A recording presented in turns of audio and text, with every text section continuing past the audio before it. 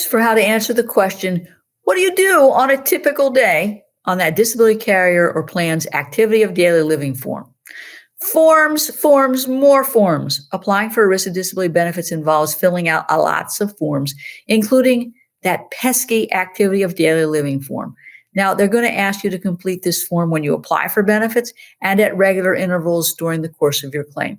And they have the right to ask you these stupid questions, and you're responsible under the terms of your plan to cooperate.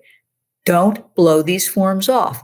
But I want you to be careful about how you're answering these questions, because what you put on these forms can make or break your claim.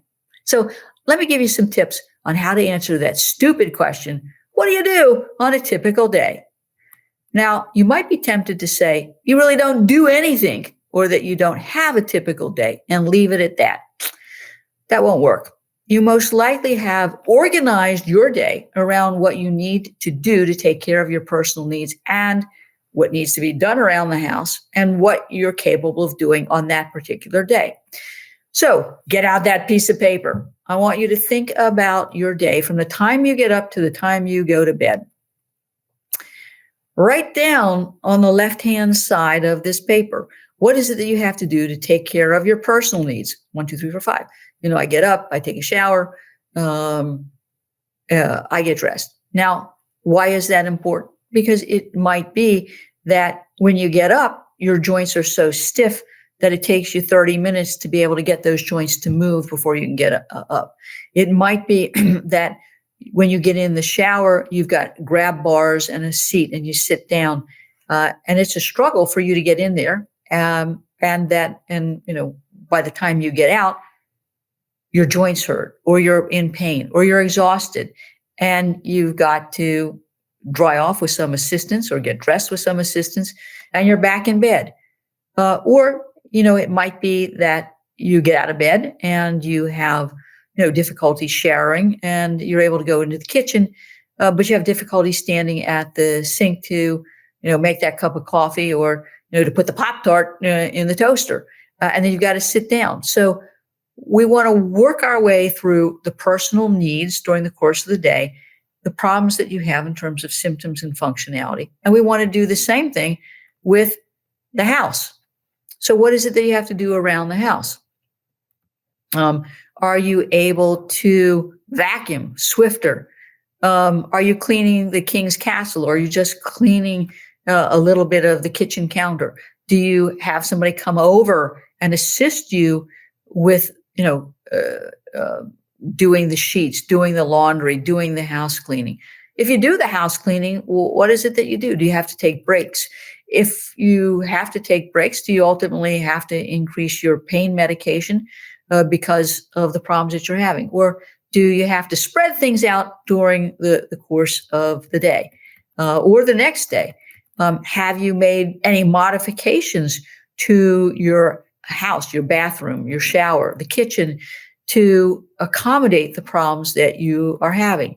And those are the things that you should be writing down as you're thinking about how you're answering the questions. Now, also, I want you to think about driving, because that's always a big activity for the disability carriers. They're going to want to know stuff like, do you take your kids to school? Do you pick them up? How far do you drive? Does somebody drive you? When you're driving, do you have to make stops? When you're driving, where are you going? How long are you there? If you're going to the grocery store, can you pick up that case of water?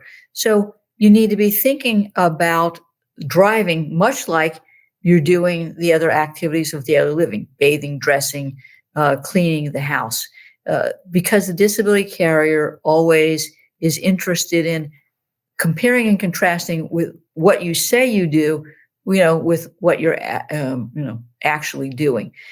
So again, you need to be thinking about this in a manner that's consistent, and that is consistent internally in what you're putting in terms of your activities of daily living. So, for example, if you take your child to school because you're a single parent and you've got to take your child to school, that's one thing.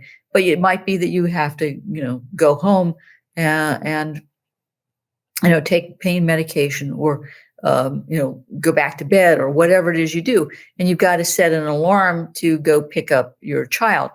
And it might be that you, on a bad day, have to have somebody pick up your child. So those are the kinds of things that are important. It's just not, during the course of my, a good day, bad day, my daily activities, I take my child to school. No, you got to give some detail.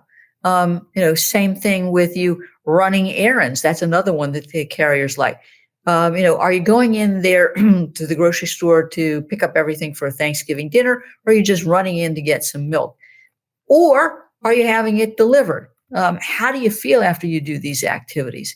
So we want to be thinking about that. Now, as we're thinking about the day, are you taking naps? Are you sitting in a recliner? Are you using a heating pad? Are you using ice? Are you elevating your legs? That's important. Do you watch TV? Do you get on a computer? Can you concentrate when you do any of those activities? And can you do them on a sustained basis? Now you can see just with these basic questions that there can be a problem with the way that you answer them. Now, I don't want you to be writing a novel. On the other hand, I don't want you to say they don't do anything during the course of the day, because we know that's not true. What the disability carrier is looking for is a good description of your daily activities, but not a book with a minute by minute description. And God forbid that you're doing any posting of any of this on social media. So you might be tempted to get on social media and complain about how you're in so much pain you can't do this or that, because that also tempts the disability carrier to look further into your social media, and I assure you they will. But then they're going to kind of compare and contrast with what you say, maybe about assistance that you're getting or not getting. And what you say may be contradicted what's on that social media account. So too much detail can be a problem, and it can be a problem because it can trigger more aggressive social media. But it also can be a problem because it could be inconsistent with what's in your medical records. Sometimes it might be appropriate for you to give your doctor that activity of daily living form so that it's in their medical records, or a symptoms and functionality sheet. Remember, all of this is fodder for them to potentially place surveillance on you, to do social media searches, and they're looking for that inconsistency between what you're reporting and what you're actually doing. So write enough so that someone would understand what your life is like on a daily basis, good days, bad days, explaining what you can do on a good day, what you can do on a bad day, how you pay for a good day. And again, be honest, don't exaggerate. Once you've completed that draft form, set it aside for a day or two. Then have somebody close to you read it. Does it tell an accurate and complete story about what it's like for you on a daily or a weekly basis?